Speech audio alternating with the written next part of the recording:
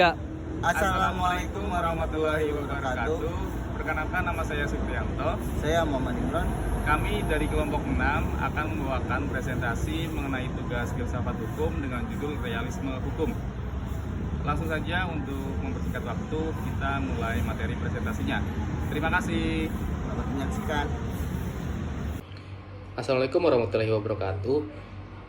Pada kesempatan kali ini kami akan membawakan presentasi mengenai realisme hukum dalam kaitannya dengan tugas mata kuliah filsafat hukum, di mana mengenai realisme hukum tersebut akan kami bawakan mengenai ajaran secara pokoknya, kemudian tokoh pencetus atau pandangan hukum dari masing-masing tokohnya, lalu apa relevansinya dengan hukum Indonesia, kemudian yang terakhir adalah isu hukum yang bisa dijelaskan dari aliran filsafat hukum tersebut yang spesifik membahas tentang realisme hukum.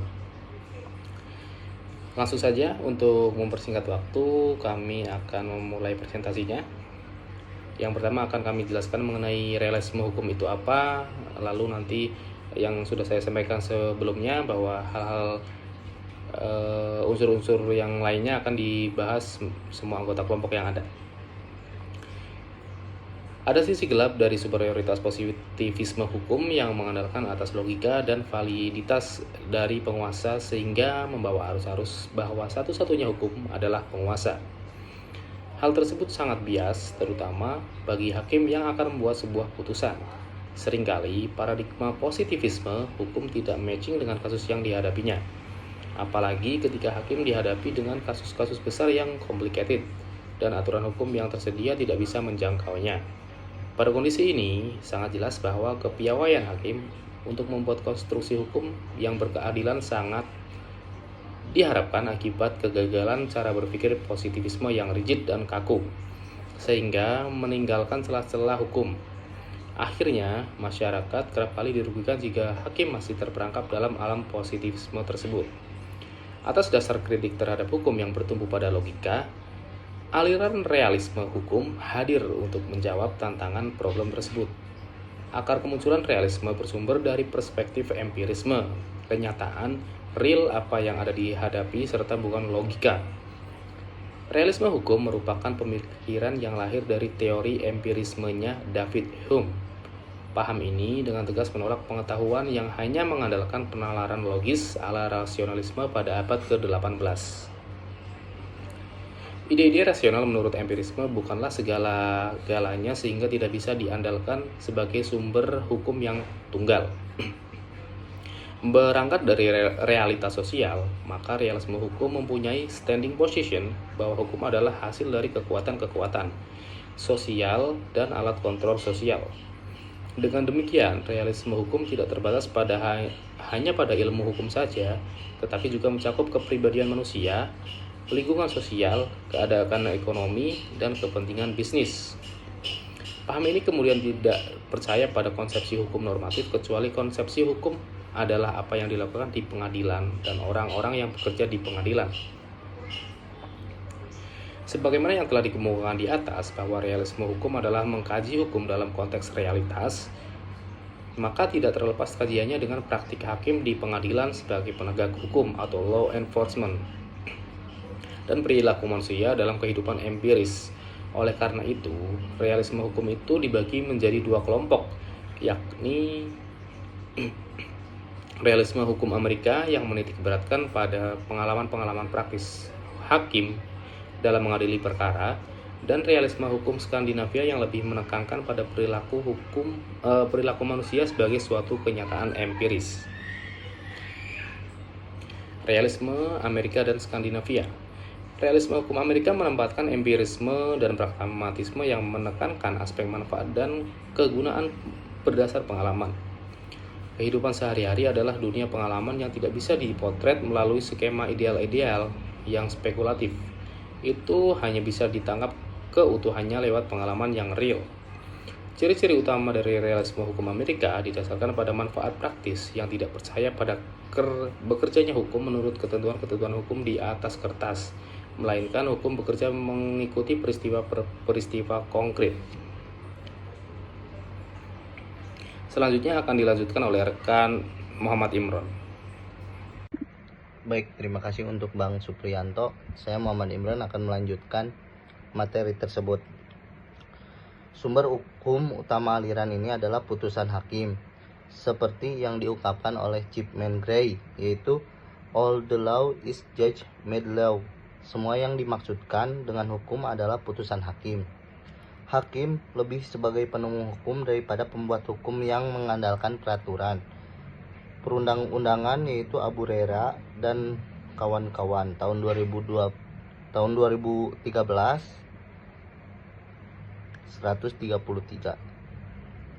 Oliver Wendell Holmes, tokoh dari aliran ini dan mantan hakim agung Amerika Serikat, memandang apa yang dilakukan oleh pengadilan hakim. Itulah yang disebut dengan hukum. Hakim dalam memutus perkara pertama-tama harus berangkat dari kenyataan apa yang ada di pengadilan, bukan dari aturan. Menurutnya, the life of the law has not been logic, it has been experience. Putusan hakim merupakan cermin dari sikap, moralitas, penalaran, dan banyak hal yang digambarkan. Oleh karena itu, pada titik ini hakim tidak bisa dipandang sebagai birokrat hukum saja, tetapi sebagai manusia yang terdiri dari variabel seperti usia, latar belakang spesial, sosial, etnis, agama, pendidikan, dan pengalaman yang mempengaruhi putusan hakim. Sedangkan realisme Skandinavia mempunyai konsep mencari kebenaran dengan menggunakan psikologi. Tidak seperti realisme hukum dari para pelaksana hukum. Realisme hukum Skandinavia justru menaruh perhatian pada perilaku manusia ketika berada dalam kontrol hukum. Dengan memanfaatkan psikologi, para tokoh aliran ini mengkaji perilaku manusia terhadap hukum untuk menemukan arti hukum yang sebenarnya. Para tokoh penganut realisme hukum Skandinavia, diantaranya Alex Hegerström, Olive Veckrona, Landstedt, dan Ross. Para penganut ini secara tegas menolak metafisika hukum dengan membela nilai-nilai yang dapat diverifikasi secara ilmiah atas gejala hukum yang faktual. Lanjut. Di sisi lain, aliran ini juga menolak ajaran positivisme hukum dari John Austin. Karena menurut John Austin membiarkan begitu saja tanpa penjelasan terhadap berbagai karakteristik yang hakiki dari hukum. Tegasnya, aliran realisme Skandinavia memandang bahwa hukum itu berfungsi dalam masyarakat, lebih dari hanya sekadar rasa takut kepada pemerintah, atasan, atau takut terhadap sanksi daripada penguasa. Padahal yang penting ditemukan adalah masyarakat mematuhi hukum adalah suatu tindakan yang baik dan benar.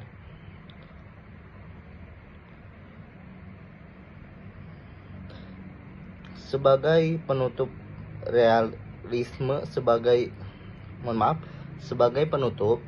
realisme sebenarnya ingin mengkritik positivisme hukum dengan dua alasan, yaitu satu, tidak ada penalaran hukum, yang ada hanyalah penalaran politik dan penalaran moral.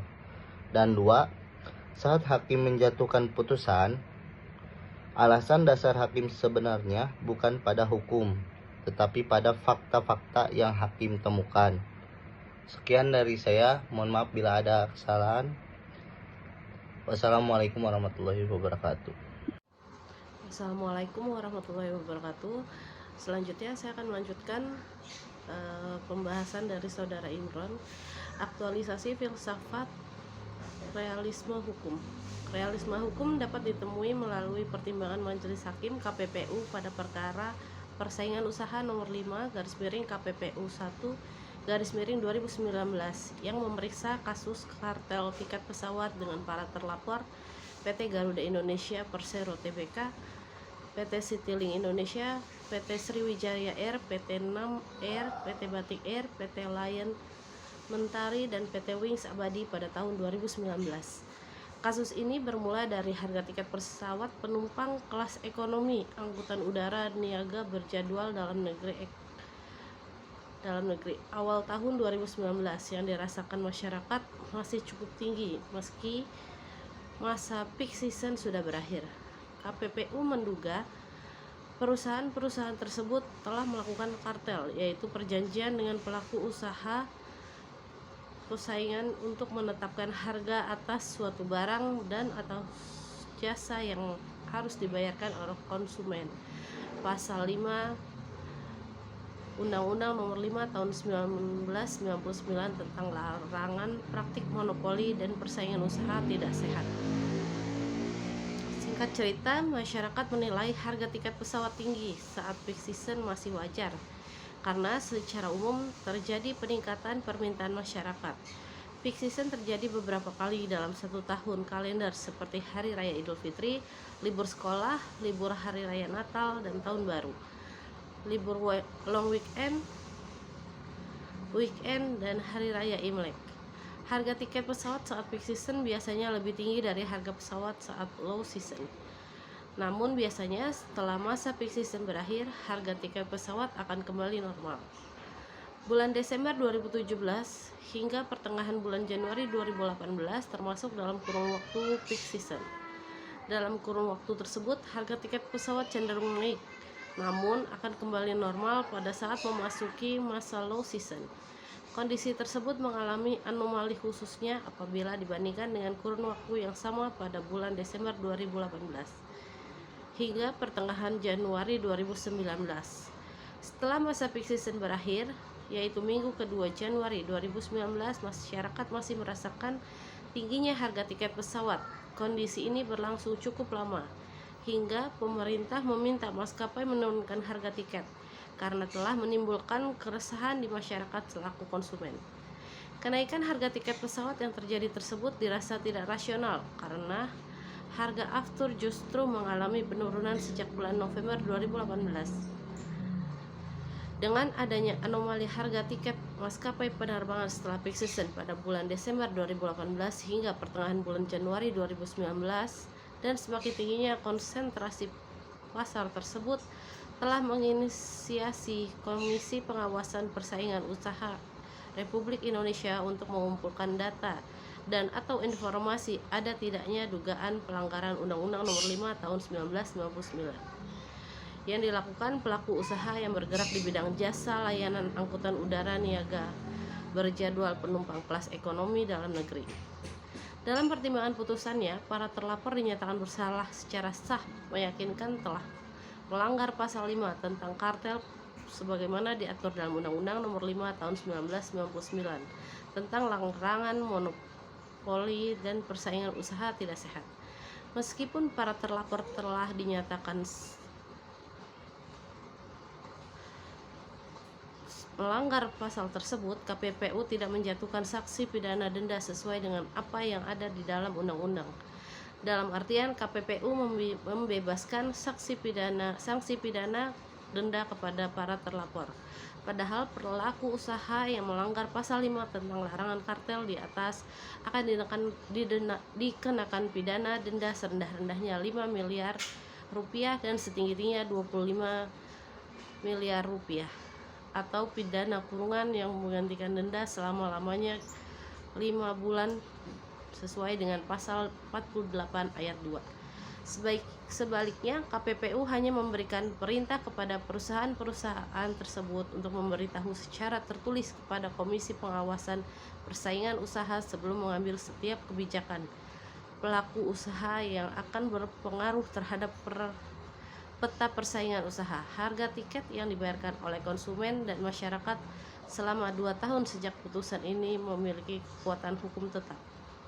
Pertimbangan yang membebaskan para terlapor tidak dikenakan pidana denda didasarkan pada kondisi pandemi COVID-19 sehingga mengakibatkan melambatnya pertumbuhan ekonomi nasional, penurunan penerimaan negara, dan peningkatan belanja negara dan pembiayaan. Oleh karena itu, diperlukan berbagai upaya pemerintah untuk melakukan penyelamatan kesehatan dan perekonomian nasional.